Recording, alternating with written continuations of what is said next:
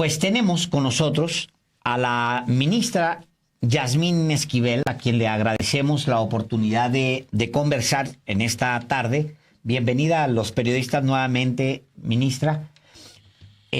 Muchísimas gracias, Álvaro, Alejandro. Gracias. Al contrario. Gracias a usted. Gracias, ministra.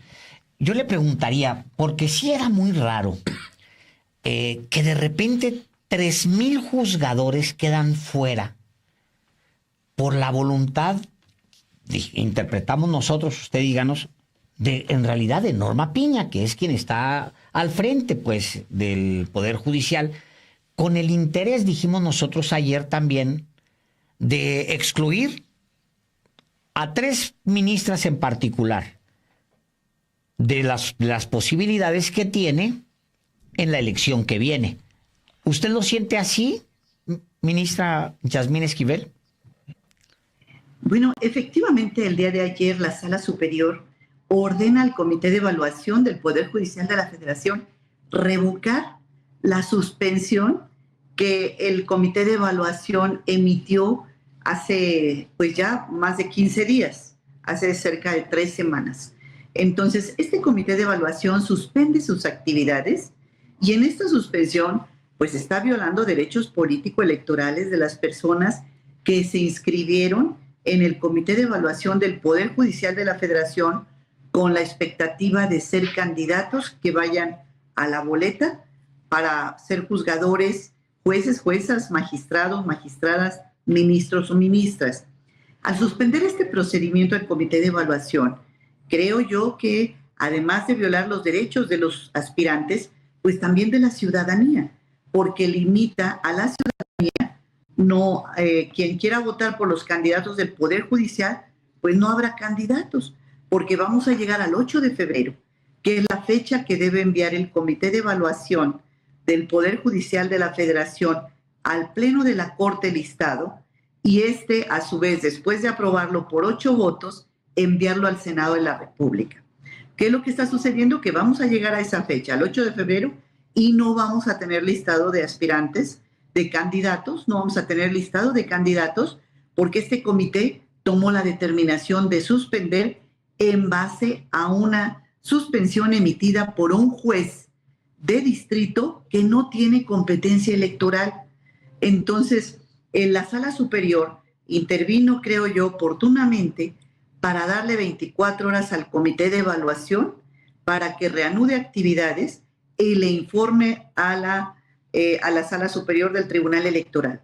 De no hacerlo así, le va a dar vista al Consejo de la Judicatura, le ordena al director general de Asuntos Jurídicos del Pleno del Tribunal Superior, de la Sala Superior del Tribunal Electoral, que abra un expediente en la Fiscalía General de la República denunciando todos estos hechos y además apareció el comité de aplicarles las sanciones y amonestaciones que señala la Ley General del Sistema de Medios de Impugnación. Pero ¿qué es lo más sorprendente? Hoy el Comité de Evaluación determinó que no va a revocar su suspensión, que va a continuar con los trabajos suspendidos y que lo que va a hacer es informarle al Pleno de la Corte para que el Pleno de la Corte intervenga si es un tema donde se tiene que respetar o no la determinación del juez de distrito y conforme al artículo 11 de la Ley Orgánica del Poder Judicial de la Federación, abrir un expediente. ¿Qué sucede con esto?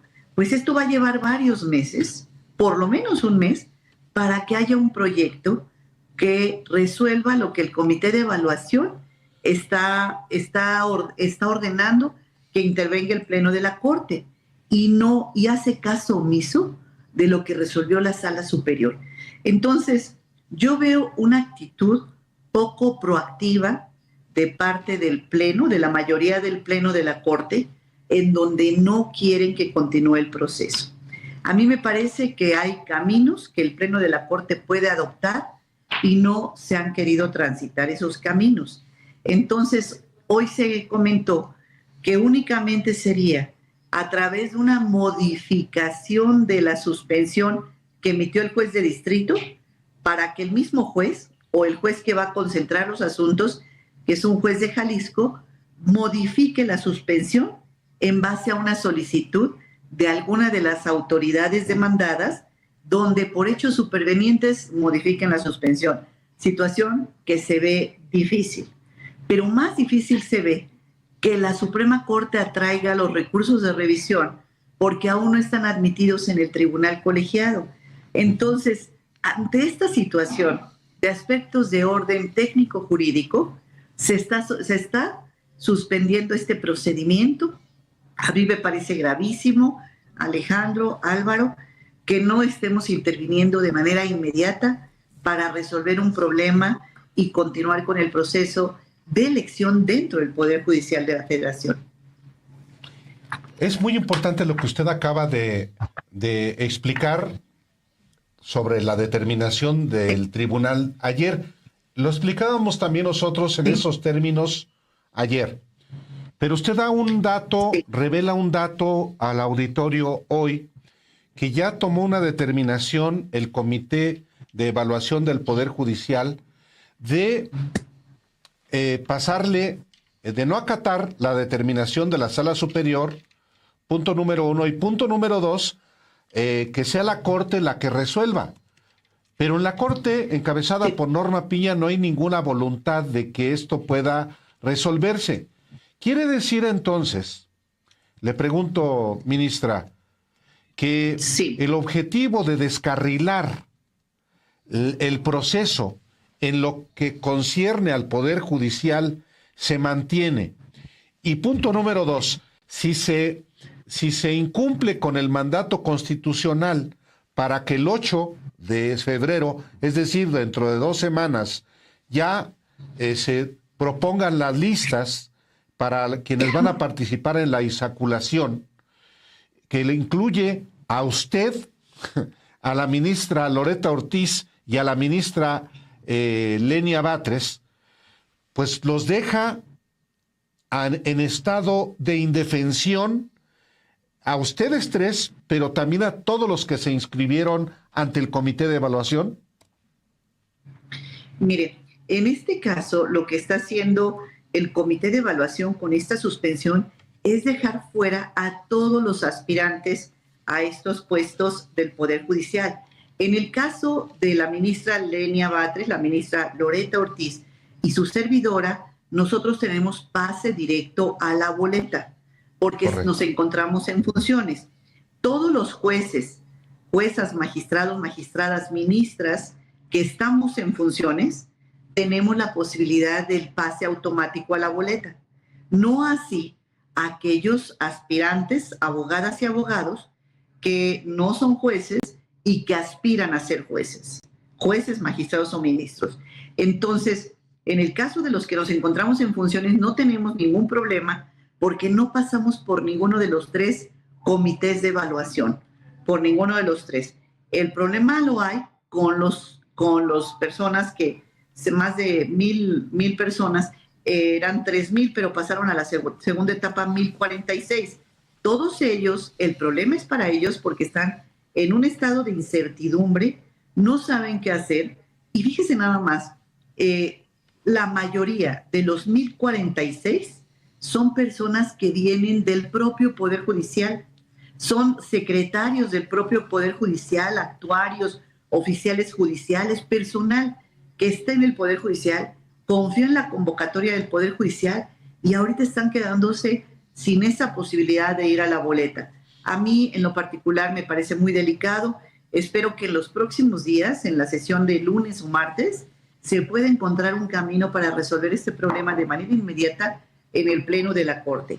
Ya sea que el juez modifique la suspensión o bien que se atraiga el asunto a la Suprema Corte para que la Corte lo resuelva, o bien definitivamente en el pleno ejercicio de sus facultades de la Corte pueda revocar esa determinación del Comité de Evaluación para que inmediatamente continúen los trabajos del Comité de Evaluación y el 8 de febrero tengamos las listas de candidatos que van a la boleta. Yo veo a la misma Norma Piña que encabezó manifestaciones, la misma que llevó a los trabajadores del Poder Judicial a la toma violenta del Senado, veo a la misma Norma Piña que se ha opuesto a la reforma judicial, llevando esto hasta las últimas consecuencias. Eso es lo que yo veo. ¿Usted cómo lo ve? Bueno, Norma Piña efectivamente se ha expresado públicamente en donde se ha opuesto a la reforma al Poder Judicial de la Federación. Sin embargo, pues aún sigue sin comprender el momento político que estamos viviendo, donde ya hay una reforma constitucional vigente, ya hay una reforma constitucional en proceso de implementación, ya hay una reforma constitucional que es válida y que ya no hay manera de que se eche atrás. Lo único que se está ocasionando es que se afecten derechos de terceros, nos quedemos sin candidatos y entremos, porque la propia Constitución prevé que si no estarán las listas de alguno de los comités de evaluación en la fecha determinada, pues se quedarán fuera y entonces se continuará con el proceso. Todo esto, pues evidentemente Norma Piña, como presidenta de la Suprema Corte de Justicia de la Nación, tiene mucho que ver en esto, y uno de los problemas que se tienen es que ella se opone total y abiertamente a la reforma, y bueno, pues esto, ella misma no plantea ninguna de las salidas, que se le han planteado ya varias salidas por parte de las ministras y ministros, y hay una negativa totalmente, y hay una cerrazón para que se reanuden las actividades por el Comité de Evaluación. Entonces, creo que, por supuesto, Alejandro, que tienes toda la razón, en donde ha habido esta falta de entendimiento político de parte de la presidenta de la Corte, sin duda alguna. Norma Piña Sí. no se guía por un criterio jurídico o por criterios jurídicos.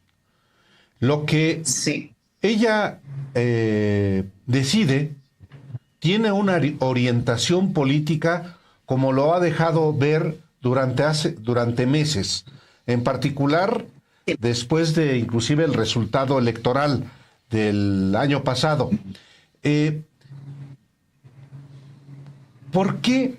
¿Cómo será juzgada por la historia Norma Piña de insistir en aferrarse a esta orientación política?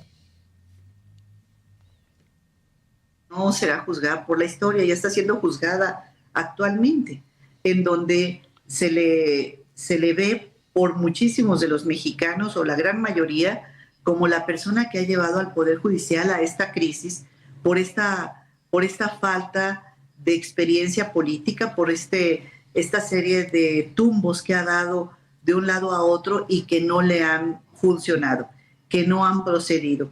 Entonces, ahorita se está convirtiendo en una bola de nieve que cada día es más grande y cada día se complica más desde el punto de vista jurídico, procesalmente, y entonces pues esto le favorece a las intenciones de ella de que esta reforma no se implemente, no se lleve a cabo.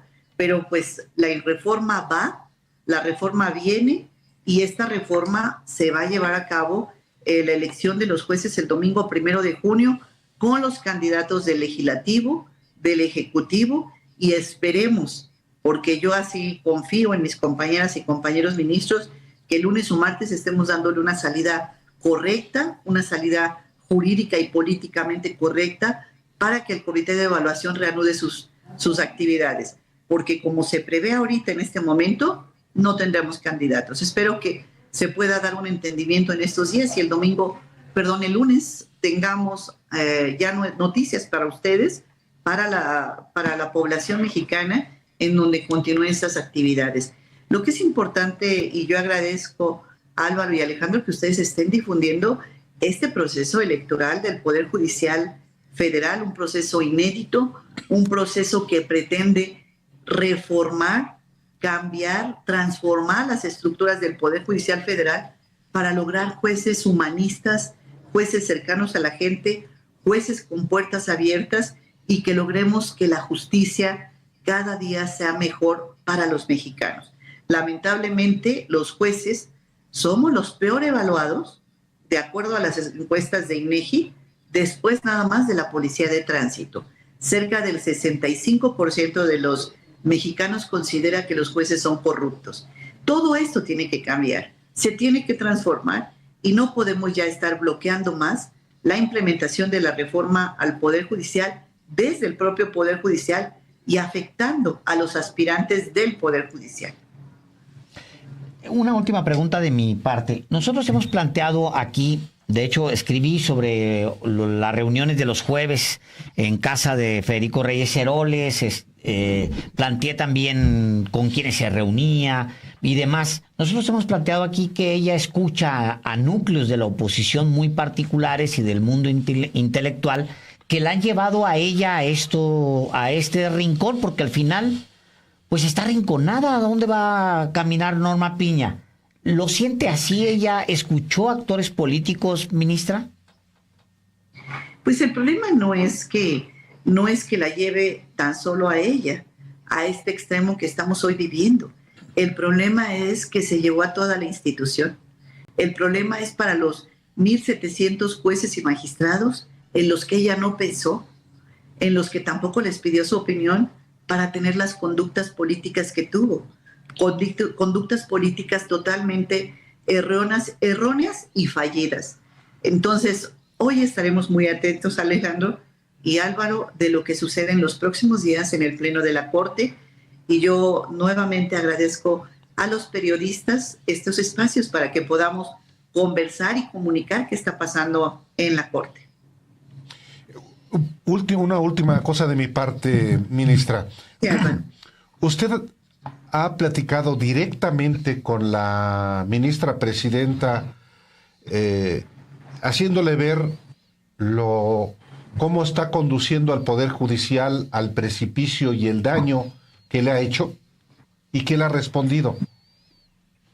Álvaro, yo planteé en el mes de julio la posibilidad de la remoción de la ministra Norma Piña al Pleno de la Corte.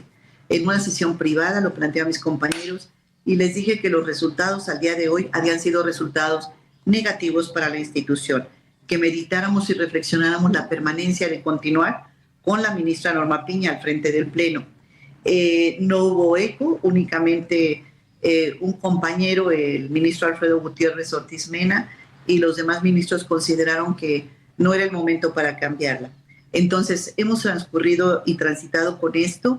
Por supuesto que le he expresado en las sesiones privadas del Pleno mi sentir, en las entrevistas que he tenido con algunos medios de comunicación, he expresado lo que pienso sobre la actuación de la ministra a lo largo de estos 2 años, prácticamente 2023 y 2024, estos 2 años. Y bueno, pues ella no ignora todo lo que yo estoy pensando acerca de esta actuación errática que ha tenido. Ministra Yasmín Esquivel, como siempre, mucho gusto de tenerla aquí en Los Periodistas. Gracias. Gracias, muy amables. Gracias, Álvaro. Alejandro, Muy gracias. buenas tardes. Gracias.